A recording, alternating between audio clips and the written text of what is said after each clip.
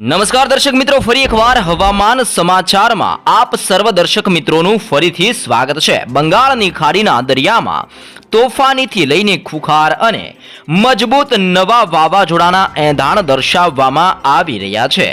વાવાઝોડાનું પરિભ્રમણ દરિયાની અંદર પોતાની તીવ્રતા વધારી રહેલું જોવા મળી રહ્યું છે। સાથોસાથ અરબ સાગર અને બંગાળની ખાડીના દરિયામાં વિવિધ પ્રકારની નવી હાઈ પ્રેશર અને લો પ્રેશર સિસ્ટમનું ધીમી ગતિએ દબાણ વધી રહેલું જોવા મળી રહ્યું છે।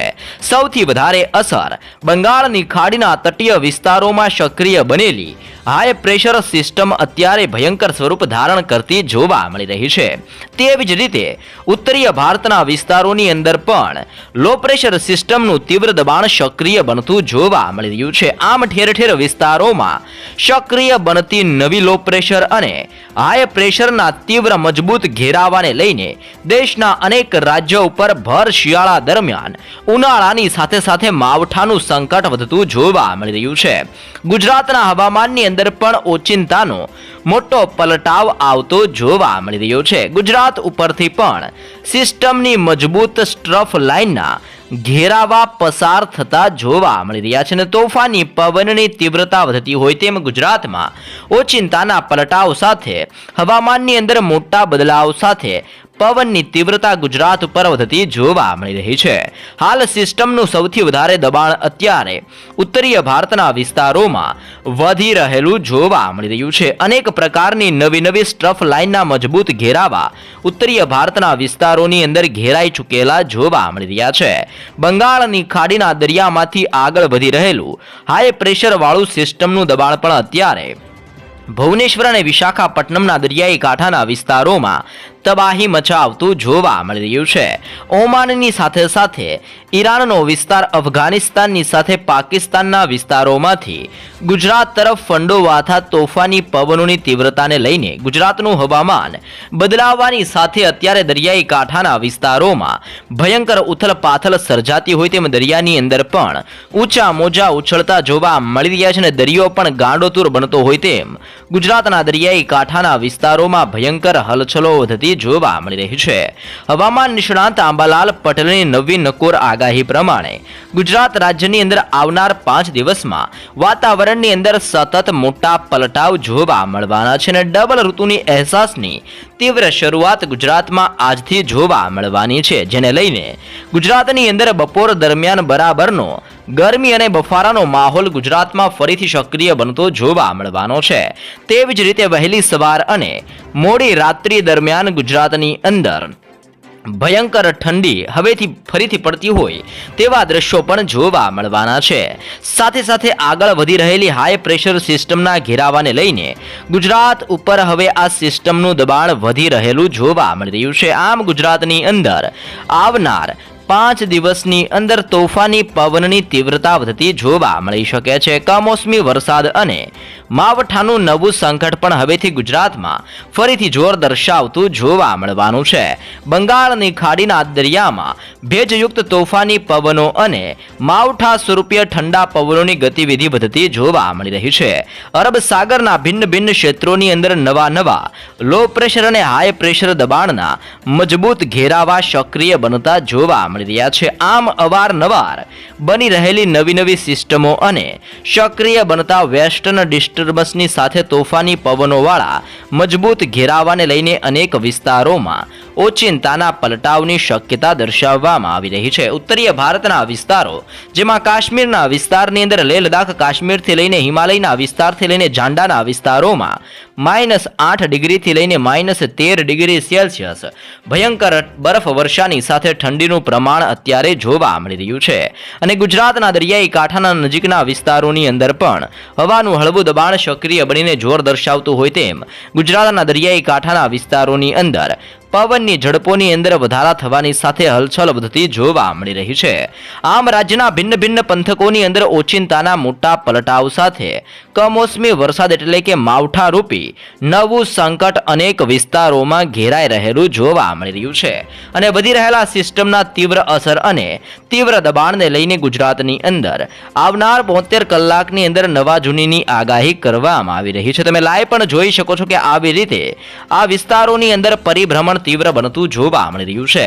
તો બંગાળની ખાડીના દરિયાની અંદર પણ સતત તોફાની પવનોની મજબૂત અવર જવર વધતી જોવા મળી રહી છે. દક્ષિણીય ભારતના તટીય વિસ્તારોની અંદર પણ સિસ્ટમનો ઘેરાવો અસર દર્શાવતો જોવા મળી રહ્યો છે. આમ આ સંપૂર્ણ વિસ્તારોમાં ચારે દિશાઓમાંથી આવતા તોફાની પવનોની ગતિવિધિને લઈને ગુજરાતમાં તીવ્ર સિસ્ટમનું જોર આજની રાત્રિથી વધતું જોવા મળવાનું છે. આમ રાજ્યના ભિન્ન ભિન્ન વિસ્તારોની અંદર ઘોર અંધકાર રૂપી વાદળોના મજબૂત ઝુંડ છવાઈ ચૂકેલા જોવા મળી રહ્યા છે. જેમાં કોયમ્બતુરના વિસ્તારથી બેંગલુરુનો વિસ્તાર, મંગલુરુના વિસ્તારથી લઈને દરિયાઈ કાંઠાની અંદર નાલ્લોરનો વિસ્તાર, બલ્લારીના વિસ્તારોથી લઈને ખાસ કરીને પૂર્વીય ભારતની અંદર અલ્હાબાદ, ધાનબડ અને ઢાકાના વિસ્તારોમાં અને ઉત્તરીય ભારતના વિસ્તારોથી લઈને લાહોરના વિસ્તાર, નવી દિલ્હીના વિસ્તારોની અંદર પણ મોટા પલટાવની શક્યતા દર્શાવવામાં આવી રહી છે. આમ હવામાનની અંદર મોટા પલટાવની શક્યતા દર્શાવવામાં આવી રહી છે. ગુજરાત ઉપરથી પસાર થતી મજબૂત સિસ્ટમની સ્ટ્રફ લાઇન અને શિયર ઝોનના મજબૂત ઘેરાવાને લઈને હવામાનની અંદર ઓચિંતાના મોટા પલટાવ ગુજરાતમાં આવતા જોવા મળવાના છે. જેમાં કચ્છ, દક્ષિણીય ગુજરાતના વિસ્તારથી ઉત્તરીય ગુજરાત, મધ્ય ગુજરાત અને સૌરાષ્ટ્રના દરિયાઈ કાંઠાના વિસ્તારોમાં હવે પવનની તીવ્રતાની અંદર વધઘટ થતી જોવા મળવાની છે. ગુજરાતના દરિયાઈ કાંઠાના વિસ્તારોની અંદર પવનની ઝડપની અંદર ફેરફાર આવતો હોય તેમ 35 થી લઈને 40 અને 45 કિલોમીટર પ્રતિ કલાકની ઝડપે ગુજરાતમાં પવનનું જોર ફરીથી વધતું જોવા મળવાનું છે. રાજ્યની અંદર ઉનાળાની શરૂઆત પણ થવાને લઈને પરેશ ગોસ્વામી દ્વારા આગાહી કરવામાં આવી રહી છે. જેને લઈને ગુજરાતની અંદર બપોર દરમિયાન ગરમીનું જોર હવેથી વધતું જોવા મળવાનું છે.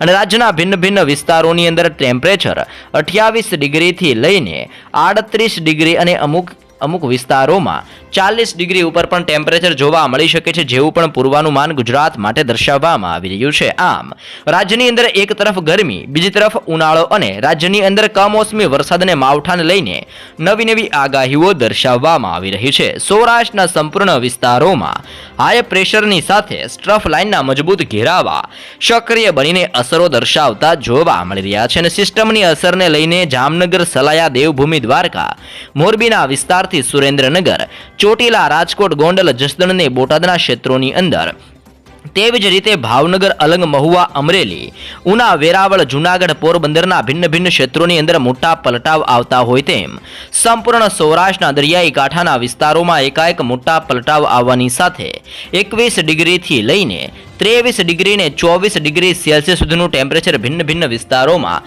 સૌરાષ્ટ્રમાં જોવા મળશે. અને તોફાની પવનોની તીવ્રતા સાથે સૌરાષ્ટ્રમાં ફરીથી માવઠાનું નવું સંકટ પણ સૌરાષ્ટ્ર ઉપર ઘેરાતું જોવા મળવાનું છે. જો દક્ષિણીય ગુજરાતના તટીય વિસ્તારો તરફ નજર કરવામાં આવે તો દક્ષિણીય ગુજરાતના વિસ્તારોની અંદર પણ હવામાનની અંદર પલટાવની શક્યતા દર્શાવવામાં આવી રહી છે.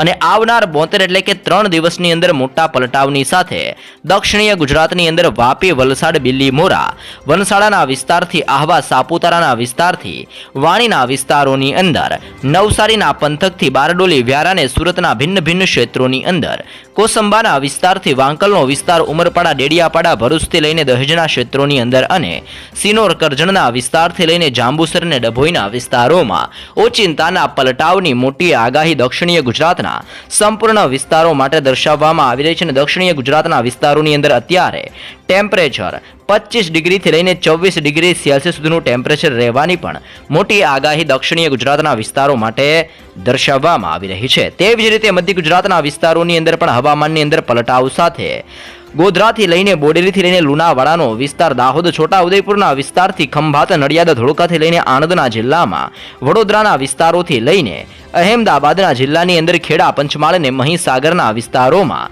ફરીથી દબાણ સક્રિય બનતું જોવા મળી રહ્યું છે. અને પવનોની તીવ્રતા કચ્છના વાતાવરણથી લઈને ઉત્તરીય ગુજરાતના વિસ્તારોમાંથી મધ્ય ગુજરાતના વિસ્તારોમાં તોફાની પવનની અવરજવર વધતી પણ જોવા મળવાની છે.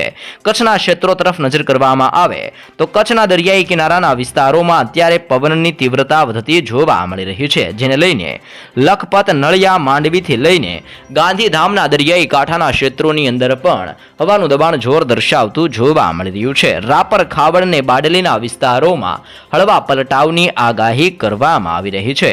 ઉત્તરીય ગુજરાતનો સરહદીય વિસ્તાર, રાજસ્થાનની સરહદને અડીને આવેલા ભિન્ન ભિન્ન ક્ષેત્રોની અંદર અને ઉત્તર ગુજરાતમાંથી પસાર થતા મજબૂત સિસ્ટમના સ્ટ્રફ લાઇનના ઘેરાવાને લઈને થરાદના વિસ્તારથી પાલનપુર, ખેડબ્રહ્મા, રાધનપુર, મહેસાણા, હિંમતનગરના વિસ્તારોની અંદર, આમ બનાસકાંઠા, સાબરકાંઠા, અરવલ્લી, પાટણ, મહેસાણા અને ગાંધીનગરના સંપૂર્ણ વિસ્તારોમાં મોટા પલટાવ સાથે ગુજરાતમાં આગામી 3 દિવસની અંદર કંઈક ઉથલ પાથલને નવા જૂની થતી જોવા મળી શકે છે અને દરિયાના ઊંડાણવાળા ભાગોમાં ફરીથી નવી સિસ્ટમ અને નવું વાવાઝોડું ધીમી ગતિએ ભારે જોર દર્શાવતું હોય તેવા દ્રશ્યો પણ આગામી દિવસોની અંદર ગુજરાતમાં જોવા મળી શકે છે.